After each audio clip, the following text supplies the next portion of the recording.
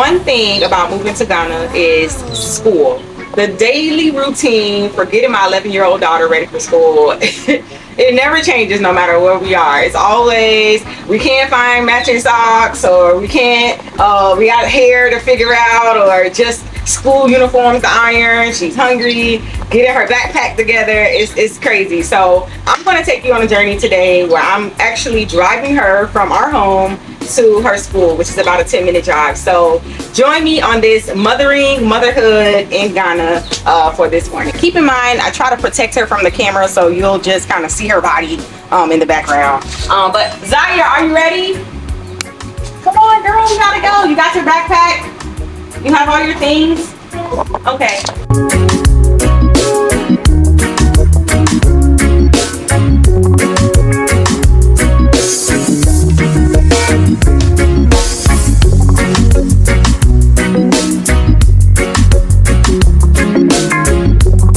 Alright, so I'm driving my daughter to school. She's 11, she's in 6th grade.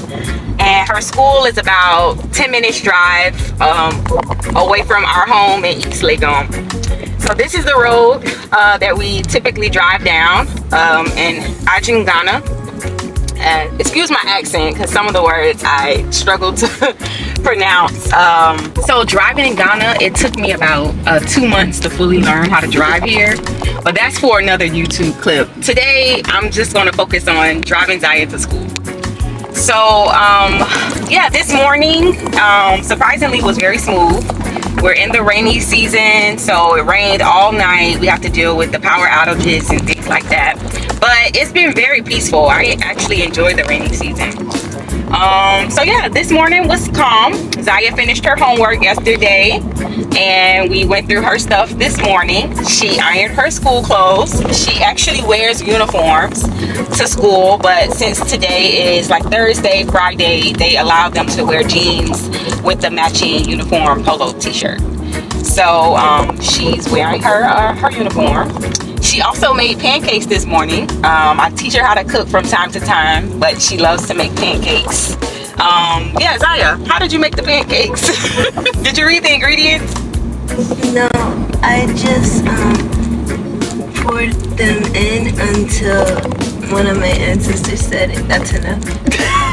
What? One of your ancestors? Yeah. Oh my god. So you see what I have to deal with, guys. I have a child who believes in not reading ingredients. She follows my grandmother, who doesn't even read ingredients either. So yeah, so this is on the way to school this morning. I could take a shortcut, so that's what I'm gonna do. Okay. Because it's a lot of traffic down this road, but I could take a shortcut through the neighborhood. So bringing Zaya to Ghana has really been very transformational. I've always wanted to live out of a country outside of the US for a year or more, and I've always wanted to bring my child with me. And one of the tips I have for bringing a child with you overseas is to start early introducing them to travel. So I would introduce her to travel at the airport. I would let her know, like even when we take simple trips to visit my grandmother or visit her grandparents in the States, when she was young, I would just teach her, this is the terminal, this is TSA, this is how, you know, the airplane, this is how you read the numbers on the seat, this is how you buckle up. So I was walking her through the airport system since she was very little, like 1 or 2 years old. And so she grew to be very familiar with the airport and travel and packing. She can pack her own bags right now and be ready to go. So I would say introducing them to travel early was step number 1. Step number 2 was allowing her to be excited. So trips that I take by myself or with my friends, I would always take pictures and have videos and send them to her or share them with her when I got back. And so it kind of encouraged her to see me living my life and excited to see motherhood and myself outside of motherhood living my life and introducing it to her as my daughter. And so whenever I would have my next trip coming up, she's like, oh mommy, I'm excited, we're gonna go together. So it kind of sparked that adventure, I would say. I didn't hide my travel experiences from my child. I would invite her into it whether she's physically with me or not. The third one is organizing documents, making sure her visas, birth certificates, everything is all set. And I'll talk a little bit more about that. But for now, we're here at her school, home of the Eagles, the American International School in Ghana. And we're getting ready to send her off. She doesn't like me to walk her in because she's in 6th grade now. So I let her get out and walk to the gate by herself. So, all right, Zaya. Bye, Mommy. I love you. I love you. I love you too. And I love myself. All right. You have all your stuff? Mm-hmm. Okay. No, my water.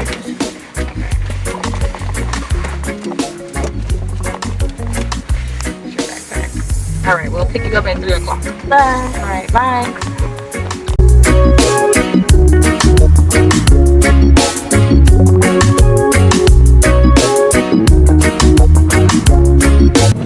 All right, so we just dropped my daughter off to school and now I'm headed back home to get ready for work. Usually I'm pretty good at trying to get dressed at the same time for work and then dropping her to school and then going to work. But to be honest, sometimes I need my me time. So I drop her to school and then I just go and like woosah when I get home for like 30 minutes and then I get ready for work. Her school is very international. The curriculum is international, which is very important. We wanted her curriculum, her credits to move with us if we were to travel back to the States or anywhere else. So that was very, very important to me when looking for schools. I would say that the schooling is expensive. We had to pay in quarters, which is 4 quarters, and it was in the thousands. Ouch. It's a private school. But she is exposed to teachers who are also from the States and also from kids who are from over 60 countries around the world. So she's been given like this quality, I would say, education. And when I say quality, I don't mean that it's it has to be in this hierarchy compared to the US and Ghana and all of that. Some of this I feel is very controversial when we think of the word quality. But I just personally wanted her in a school where her credits could travel with her. And I know if we were to put her in a local school here, going back to the States, they would not take her credits. So that was very concerning to me. Okay, so just a quick recap of what it takes to really bring a child overseas, at least speaking from my personal experience. And I would say, one, introducing them to travel very early on, even if it's short trips like road trips, small trips on the plane to visit grandma, visit grandpa.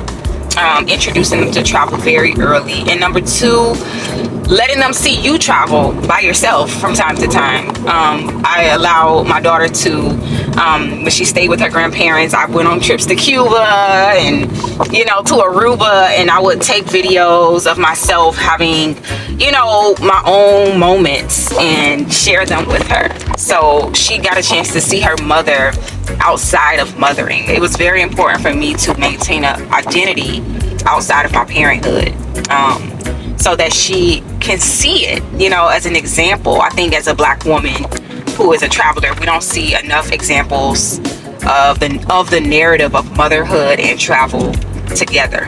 And the third thing I would say is organize the documents.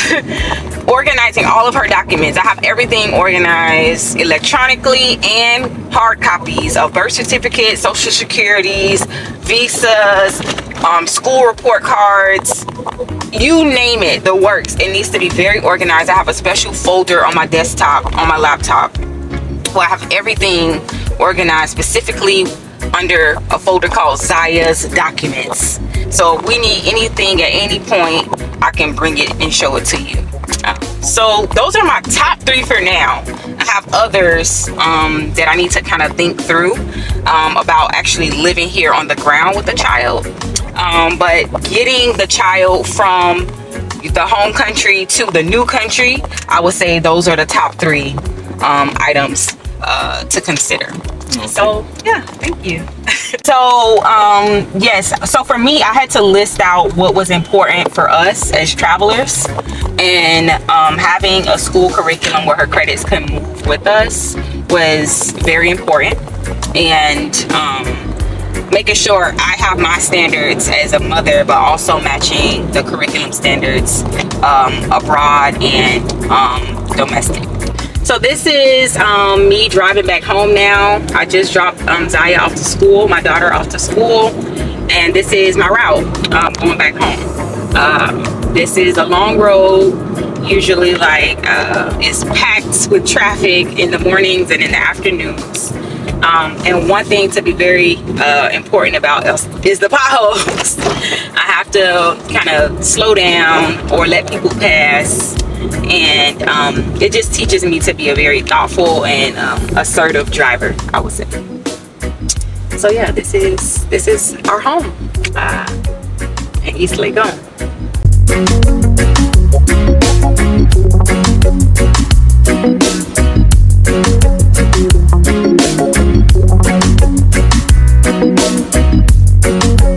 Yes, so thank you for riding with me this morning to take my daughter to school. I was able to share with you a few tips of what it meant for me, or what it took for me to bring her from the US to Ghana, and we've been here now going on about a year. So yeah, thank you for joining me today, and I hope you enjoy your day today.